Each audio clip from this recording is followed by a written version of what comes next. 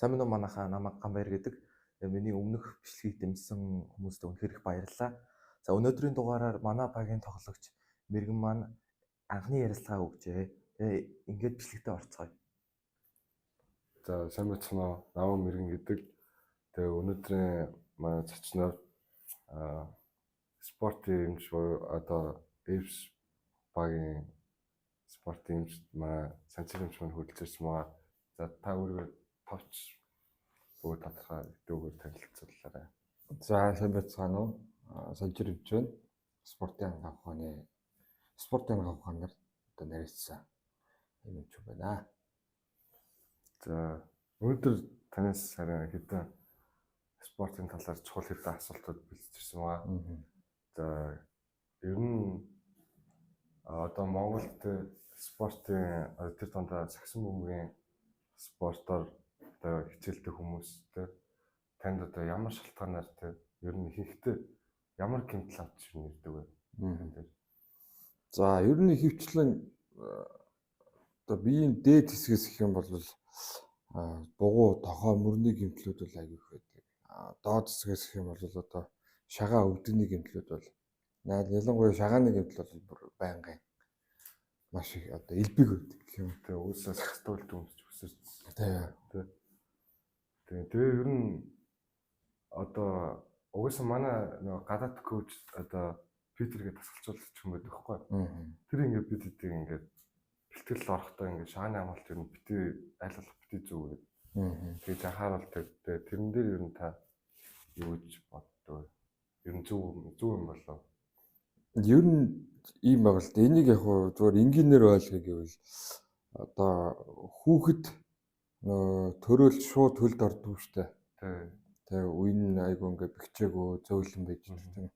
Тэгэл эхлээд мөлхөж гинэ гэдэг нь тэр үеийнүүд нь чангарч өгч идэг те. Тэгээд юм тэнцвэрийг олж эхэлдэг.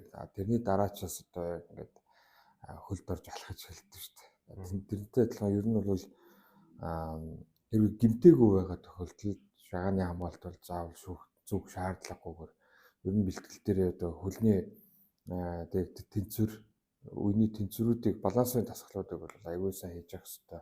Ер нь үеийг нэг хэлсэндээ гэмтгэхээс одоо хамгаалж өөрийг нь сайжруулж дасгалжуулъя гэвэл ямар нэг юм бэхлэгийн хамгаалт шаардлагагүй эхлээд эхний хэлжинд бол хэрвээ би гэмтсэн тохиолдолд бол заавал зөв хэрэгтэй болчих. Гэмтээгүй тохиолдолд хамгаалж гинэ гэдэг ингээд юм бэхлэгээ зүгүүд ээж болохгүй. Ингээд их юм бол үе маань өөрөө бэхжиж тэнцвэр олж те ямар нэгэн одоо ингээд зогслоо гэхэд хажуунаас хүн түлхэх шүү дээ. Тэр үед бол балансаа алдчихийдэг байхгүй юу хүн.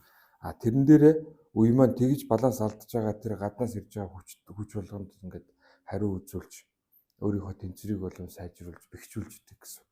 Анхнаас нь ингээд одоо хамгаалт зүг гэдэг юм бол тэр чадвар нь муудаад явчихна гэсэн үг л дээ. Харин тэгээ уусаа нэг байн дандаа гიშгэд. Тэгээ дандаа гიშгдэг болохоор харин тэгээ айгаад хүмүүс ч амар зүгэд шүү дээ. Тий.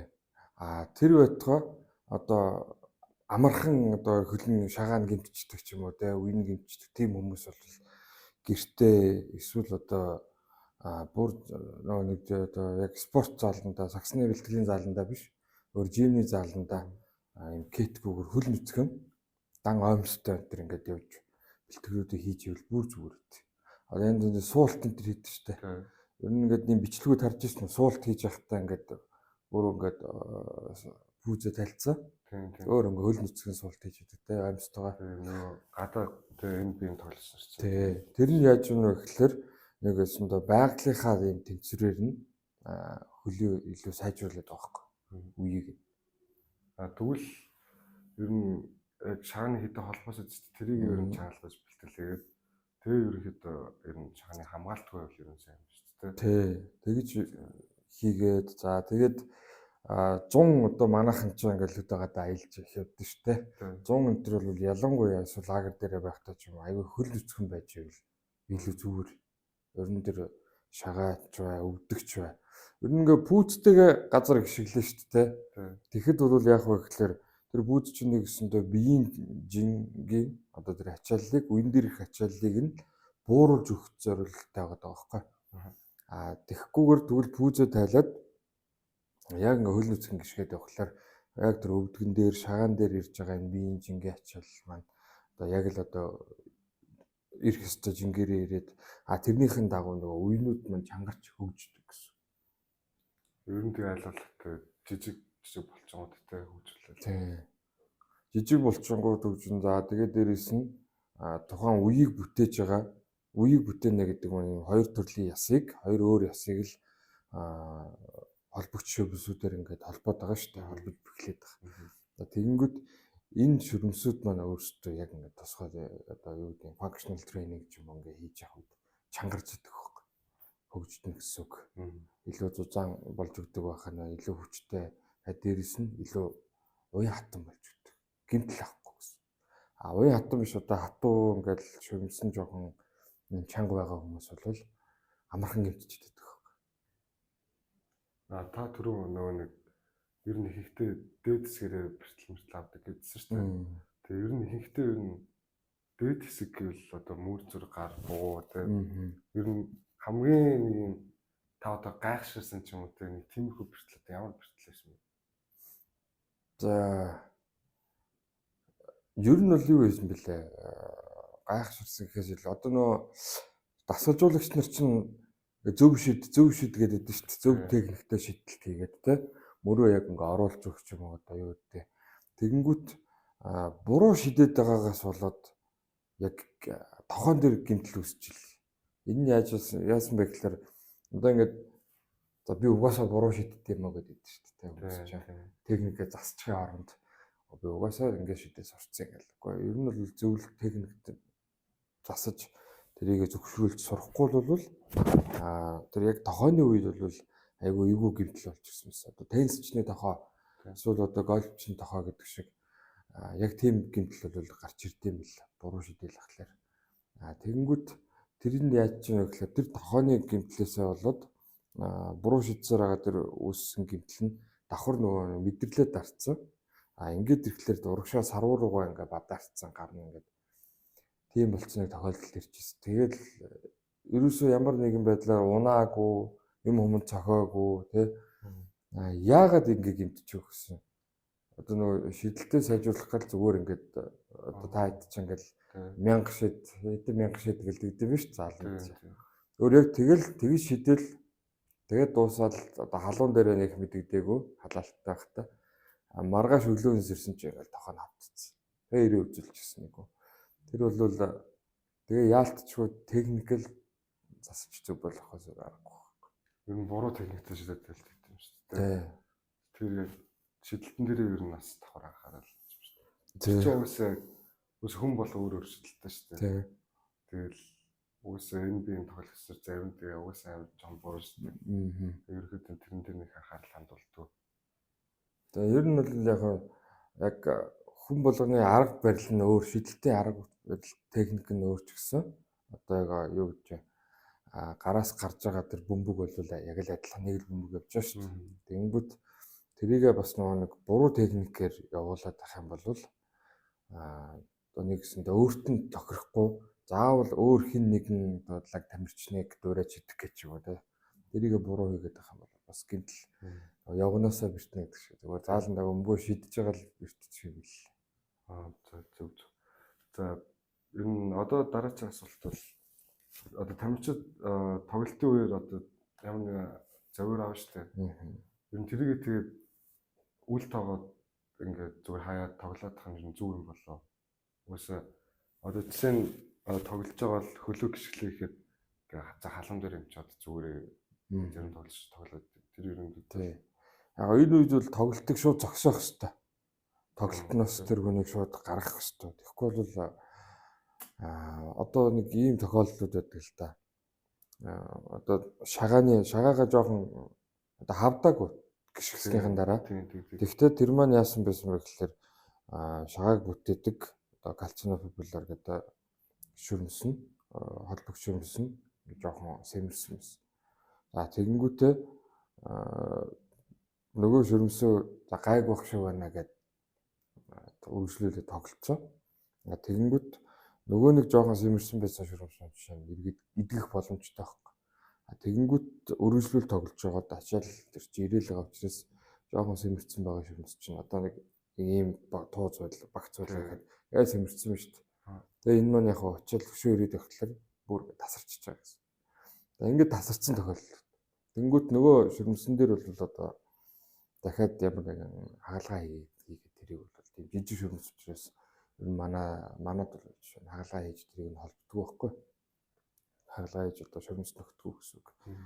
Тэгэнгүүт тэр хүн дээр ямар асуудал гарсан бэ гэхээр одоо идэгцэн л дээ. Гэхдээ идгээд зүгээр л ингээ хэвийн гүйж тоглож болж байгаа юмнасаа яг нэг хуучин одоо яг тэр ширмэс нь ирүүл байх үеих шиг тэр перформансыг гаргаж чадах авчиж байгаа байхгүй. Яг нэг 100% ингээд өөрөөсөө тоглолтоо гаргаж чадахгүй. За өөр байхгүй мэдээж өвдөхгүй. Тэр бүрэн идэгцэн ирнэсээ яг тэр үеийнхаа тэр перформансыг гаргаж чадах болчихж байгаа гэсэн. Түл нэг үл тоогоод ер нь тоглоод байгаа юм байна. Тийм. Одоо бид нар чинь бол яг залуу жоохон багтай бол яг ингээл шагааг гიშгчээд ерөөсө тоохчгүй ингээл явж лээ. Тэгэл нэг зүгээр хэд ондоос зүгээр болчдөг даа гээл тэгэл харж хэлж байгаа л зүгээр болгоч. Юу багш магштай эсвэл гэрийнхэнтэй хэлхээс айдаг болчихсон. Гимтснээ хэлхээс айн. Гимтснийг мэдэх юм бол нэмээд зогно шүү дээ. Зодно. Загнана. Юу бөө. Тэгээд яг хөө тэрнээсээ болоод одоо яг ингээд манай үеийнх юм тэргээл найз нөхдөд аюу их тийм архаг гимтлүүдтэй байдаг хөөх. Нөгөө өөрсдөө сүлд нь тий. Ер нь за тэгээд одоо бэртлээ гэж бодоход ер нь бэртлийн дараах одоо нөхөн сэргээлт ер нь хэр хугацаанд ер нь үр дүнгээ юм уу тийм бол жишээ нь одоо ямар шааны бэртэлчүүд юм уу тийм одоо бэртлээсээ хамаарал хугацаанд өрөөдөг баг тийм. Тийм гимтлийн одоо зэрэгээсээ л доо одоо юу гэх юм бэ? Жишээ нь дөрөвчийн тэр калцино популяр гэдэг тэр шагааг бүтээхэд оролцож байгаа ширмэс холбоо ширмэс ирээд жишээ гимтсэн байвал ер нь одоо эмчилгээгээ яаж хийх вэ? Ямар эмчилгээ хийх вэ гэдгээс хамаарат тухайн эмчийн өөрийнх нь л төлөвлөгөө шалтгаална. Хөдөлгөөний заслал гэдэг одоо яг дасгал эмчилгээ байгаа шүү дээ. Тэгээ хөдөлгөөний заслал дээр бол ер нь одоо манай айгүй хөгжүүд ирчлээ. Тэгээд одоо энэ хөдөлгөөний заслал сэргээний засгийн салбар бол айгүй хөгжсөн. Айгүй одоо сайжраад ирж шүү дээ. Энийг ингээ хараад байхад бол манай хуучин одоо нэг 10 жилийн өмнөхийг бодвол харьцангуй хурдан бас сэргэлт авч тамирчид бол гэмтлийн дараа тоглолтод ордог болчихсон. Эргээ бэлтгэлтэй орж чаддаг болоод байна. Тэр өмнө нь болохоор угсаа Монгол саксны хөгжүүтэй холбоотой ч юм уу тийм спортын тал дээр эмчнэр амар цөөхөн байсан тийм. Тэгэл ер нь ихэнх нь ер нь матч тоглолт ер нь ганцхан ч гэмтлэл тэг гэмтэл рүү орохоор л ер нь ямар нэгэн бэртэл авчвал одоо шааг шиг гипсдэг ч юм уу тийм юу ч мэдгүй. Тэгээ ерөнхийдөө бол одоо болохоор ингээд ямар нэгэн гэмтэл авчвал тийм спортын эмчнэр ер нь амар сайн тэрийг мэдээд ямар нэгэн зөвлөгөө өгдөг ч юм уу тийм. Ер нь зөвлөгөө амар сайн авдаг болсон. Тэрнтэй холбоотой хурдтай ер нь нэмжлэгдэж байгаа баг тийм. Тэгээ ер нь бол яг юм чинь тэгэл хөгжлөөд байгаа л та. Одоо бас яг спортыг сонирхож байгаа, спортын ангаах ухаан, спортын шинжлэх ухааныг хүртэл ингээд сонирхоод нэгээрээ нарийсаад судалгаагаа хийгээд сураад явж байгаа хүмүүс л зөндөө байна. Эннийхээ ирээр одоо салбар өөрөө хөгжөөд явж байгаа. Ингээд одоо нэг асуудал юу гэдэг вэ гэхээр ер нь дур мэдээд өөрийгөө хэмжилж байгаа хүмүүс л хамгийн хэцүү байдаг байхгүй. Яагаад гэхээр тэр хүмүүс маань өөрийгөө айгүй хохироогоод шүү дээ. Тэгээд бүр ингээд хүндэрсэн хана өөрөө ингээд дур мэдэж имжлээд нөгөөх нь имчилгээ нь үр дүнгүй болоод тэгээ энэ ингэснийхаа дараа эмчтэр очиж байгаа нь тухайн тэр өвчнийхөө кейсийг бол улам хөндрүүлээд байгаа байхгүй. Тэгэл зарим нэг нь бүр одоо спортоо эргээд орхих хэмжээнд хүртэл одоо хөндрүүлсэн байдаг. Зарим хүмүүс нь ч бол яг хазар тэгээд арай хөнгөн гайгүй явж байгаа гэдэг. Тэгэхээр ер нь бол яг ямарваа нэг гэмтэл бэртэл авчгаа бол шууд л эмнэлэгтчихэд эмчтэж үзүүлэх хэрэгтэй. Тийм та болохоор яг энэ тал дээр ч юм уу спортын одоо тэг гимтлийн тийм ном гаргана гэдэг та хэлээдсэн шүү дээ. Тэр ном юу гаргасан болоо. Тэгээ Саксумгийн одоо ингээд тэр чинь яг NBA хэрэглэгддэг ном баггүй. Тэрийг яг орчуулаад гаргасан. Одоо тэгэл яг ер нь бол айгүй их тийм юуны одоо ерөнхий боловсролын судлалын сургуулиудын сагсны дасгалжуулагч нарыг авсан. Тэгээд тэднээс бол эргээд сэтгэлдээ сонсож явах нөгөө сургалтын хөтөлбөрөө секцныхаа хөтөлбөрийг гаргахад айгүй хэрэгтэй байгаа. Хэрэгтэй байлээ шүү. Тэрэндээ их хэрэгэлсэн. За тэгэнгүүт энэ чинь давхар нөгөө бүлгүүд нь нөгөө юу байгаа вэ? Спортын гэмтлийн дараа сагсны дээр одоо жишээ нь нийтлэг зоглон тохиолддог гэмтлүүдийн дараа ямар хөдөлгөөнд таслыг хий. Гэмтлээс урьдчилан сэргийлэхийн тулд ямар дасгалыг хийх ёстой гэх мэт юм өдөр орсон байна. Тэгэхээр одоо ер нь бас хүмүүс тусаа өгөөл явж байгаа гэж байна. Ер нь спорт хичээлдэг хүмүүс ер нь тэр намайг сонирхож үзвэл зүгээр. Тэгээ ер нь зүгээр шүү. Тэгээ ер нь зүгээр. За тэгэхээр одоо ер нь бэртэл авсан тамирчид одоо бэртлээсээ одоо эргэж ирэхэд бол одоо ямар нэг сэтгэл зүгээ одоо ер нь яаж бэлдвэл танд дээрэмшсэн тоо. Та ер нь юу зөвлөх вэ? Энэ дээр ер нь бол яг одоо бидний үед чинь тийм яг спортын сэтгэл зүйч энэ гэж байдаггүй л шүү дээ. Одоо бол яг сэтгэл зүй спортын сэтгэл зүйн салбар бол бас айгүй гоё хөгжиж явж байна. Нэг томхон гэмтлийн дараа энэ бол би зүгээр өөрөө жишээ нь зүгээр л ингээд төр мартахын тулд ингээ өөр юм ингээ хийчихдэг гэсэн баг. Өөр юм гээл өөр юм оролдоод ингээд шинэ юм сураад тэгээд эргээд спортоор хичээлж эхэлдэг гэсэн. Тэнгүүд энэ яадаг вэ гэхээр надад ингээд яг тэр тухайн тэр одоо яг гэмтэл бэртлийн үеийнхаа юмыг одоо мартахад их тусалж байгаа. За тэгээд дээрээс нь зүгээр ингээд өөрийгөө дараагийн төвшөнд аваачихад зүгээр надад нэг өөр шинэ чаленж хэрэгтэй байдаг шиг санагдав. Шинэ юм хийгээд шинэ юм туршиж үзээд ингээд өөрийгөө нэг шат ахиулчихж шүү дээ. Тэгээд эргээд спортоо орж ирэхэд бол би бол ингээд нөгөө өмнөх санчрыгаа одоо апдейт хийгээд тэ левел ахиулаад тэгээд гайгүй болоод ороод ичиж байна гэж бодод. Ер нь тэгэл сэтгэл зүй бол тэр үедээ айгүй гоё засагдчихдаг. Айгүй сайн амархал хэрэгтэй байд ер нь. Зарим нэг зүйлс одоо тамирчид дээр хамгийн их тохиолддог юм бол айгүй их нойргуудах гэдэг байхгүй. Ялангуяа нөгөө одоо саксныхан бол плей-офф төгсөхөр ч юм уу тийм ачаалал. Тэгэнгүүтээ одоо өөр юу гэдэг өөр бусад спортын хэмжсэн яг л ингээл ер нь шийдвэрлэх үе өдөр айгүй их нойргуудах гэдэг. Энэ үед бол ер нь бүр болохгүй яг ингээл сэтгэл зүйчтэйгээ уулзаад яг энэ асуудлаа ярилцаа шийдвэрлээд гаргаад яасаа амралтаа айгүй сайн зохицуулж явах хэрэгтэй. Тэгэхгүй бол ер нь нойрчин босдол ерөөсөө амжилттай чи бас нэг айгүй том гэсэн. Уусаа хүмүүс нойр анги амар сайн чухал хамгийн чухал юм гэдэг шүү дээ. Тэгээ ер нь бол ер нь одоо тамирчид гэлтгүүтэй ер нь хүн ер нь хэдэн цагийн хооронд яг нойроо сайн авч чадах хэрэгтэй. Ер нь 22 цаг гэхэд хүн унтцсан л байвал зүгээр. Шөнийн 12 цагаас 3 цаг хүртэл энэ бол хүний хамгийн ашигтай нойр байхгүй гүн нойронд орчдөг. Гүн нойронд орно гэдэг маань нэгсэнтэй бие махбод чи яг бүгд амраад тэнцээ яг эсийн төвшөнд ингээд нөхөн төлжилттэй өгдөөд гэмтэлтэй бол эдгэрэлтэй өгдөөд өвчин байвал одоо тэнцээ бас эдгэлт ингээд өгдөөд явждаг. 3 цагаас хоошоо хүн ингээд өнгөц нойронд орж эхэлдэг байхгүй. Тэр нь юу вэ гэхээр одоо зүүдлэл эхэлдэг шүү дээ хүн чинь.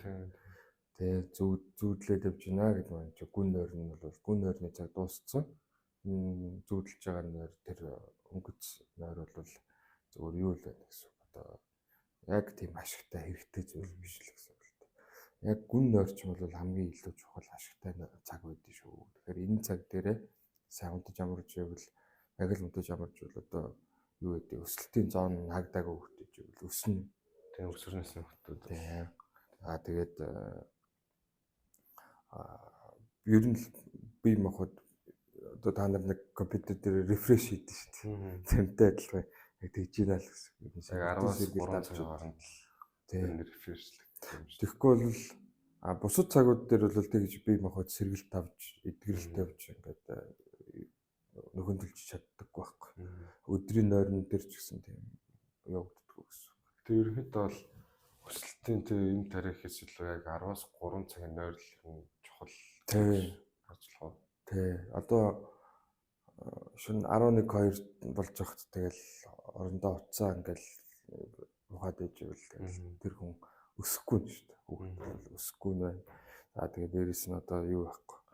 Бие махбод нь эдгэрч нөхөн төлжилтөнд дээр явагдахгүй гэсэн.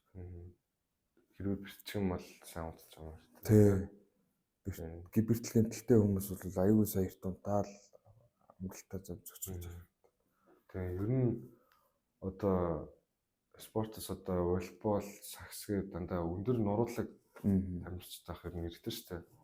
Тэгээд хүмүүс ялангуяа өсөлтийн юм тариаг ер нь хэрэглэх гэдэг. Тэрийг та ер нь зөв гэж боддог. Ер нь эрүүл мэнд ямар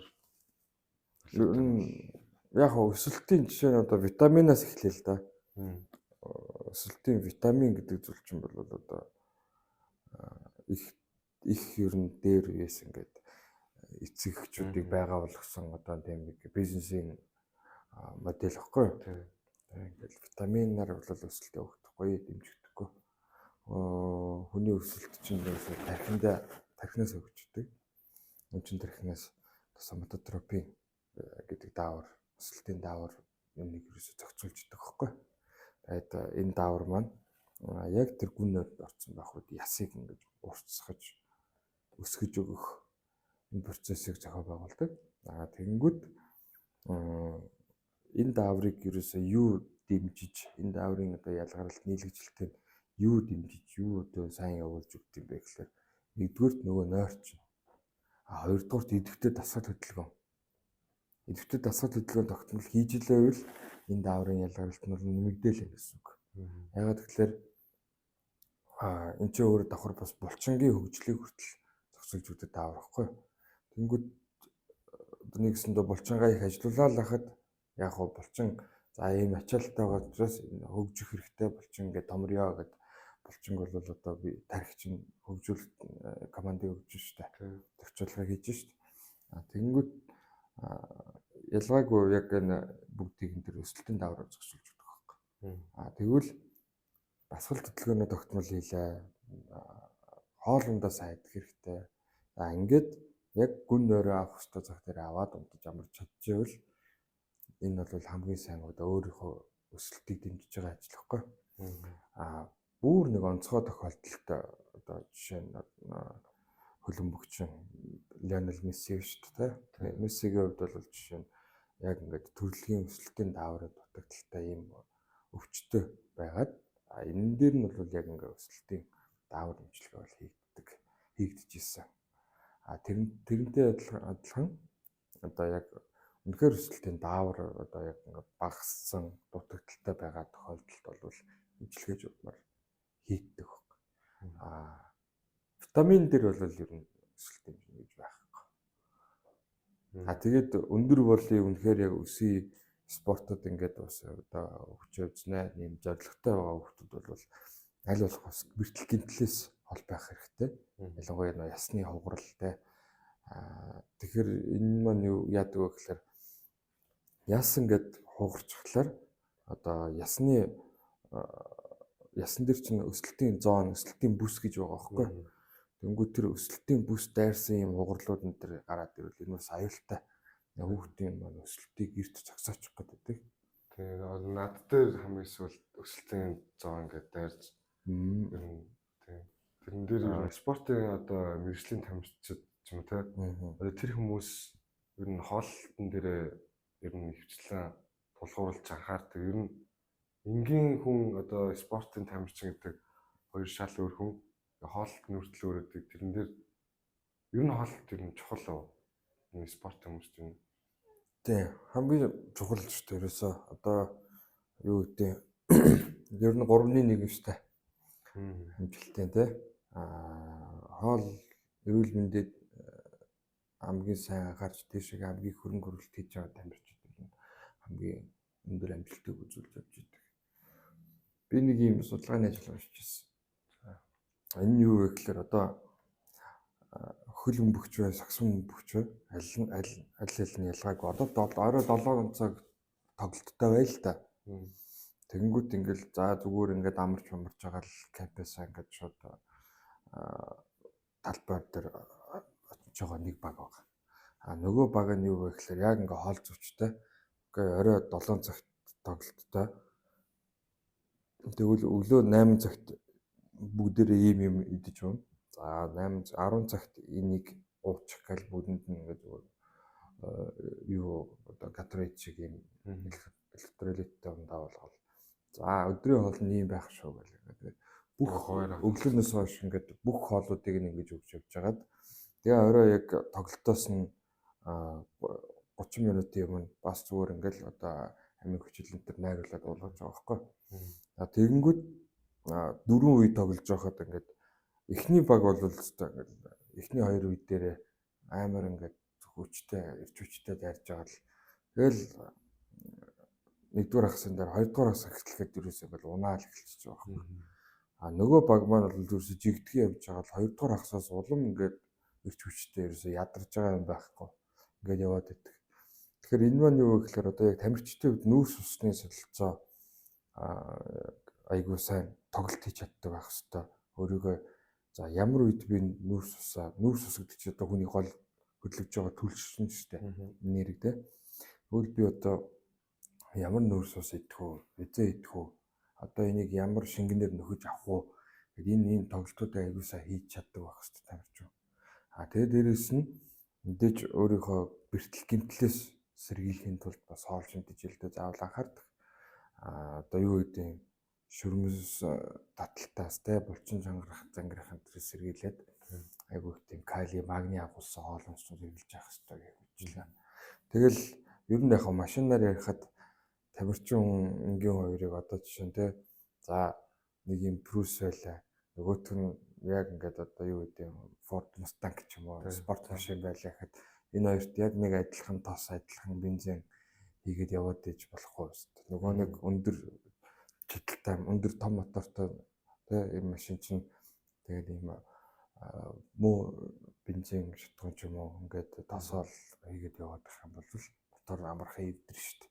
Тэнтэй адилхан тамирчин гэдэг маань гэсэндээ зүрх нь ингээд тамирчин спортын зүрх болоод тамирчин зүрх болоод ингээд хоморцсон. Эннийхээ хараар одоо юу гэдэг зүрх судасны үйл ажиллагаа энэ төр бол энгийн хүнийхээс бол шал өөрөөр явчихдаг. Тэгэхээр энэ дээр тохирсон яг энэ хоол шимтэж хэлэг бол өөр яг одоо энэ чинь яагаад мэрэгжлийн спортын одоо хоол шимтэж хэлэн зөвлөгөө өгдөг хүмүүс байдаг вэ гэхээр өөрөө тусдаа ингээд шинжлэх ухаан болоо гэж явж байгаа учраас яг л хоол шимтэж хэл төр бол хэрвээ чи мэрэгжлийн бай гэвэл мэрэгжлийн юм шиг л хоол. Тийм учраас мэрэгжлээс зөвлөгөө авах гэсэн. Хамгийн энгийнээр ойлгох. Тэгэхээр зүгээр л одоо гэрийнхаа гэртээ байгаа л ингээ хоол ундаа ээжийнхээ хийсэн хоолыг ч юм ингээл идэл ингээд яваад байх юм бол чиний амжилт чиний төвш яг тэр юмд л байна гэсэн. Нэгсэндээ чи өшөө мэрэгжлийн болоо өшөө ингээд өндөр амжилт гаргая гэх юм бол бүх юм тэр мэрэгжлийн төвшөнд авч тавих хэрэгтэй. Хоол бол тоо нойр амралт те бүх зүйлээ бүгдийг ингээд өөр төвшөнд авч тавих хэрэгтэй. Тэгжиж дараагийн чиний яг өөр амжилт чинь гарч ирнэ. Тэгэхээр хоолд бол одоо нэг тий хоол нойр хоёр л тэгэл хамгийн супер штэй. За зэрэг талыг болцлоо шүү дээ. Чи яг сайн бацхан намын мэрэгэн гэдэг би хамгийн анхныхаа ярилцлагыг санжир эмчтэй хийсэн байгаа. Гэтэ анхны ярилцлага болохоор жоохон сандарсан байх. Гэтэ та бүхэн минь дэмжиж лайк болон subscribe дарж бид нарыг дэмжээрэй. Баярлалаа.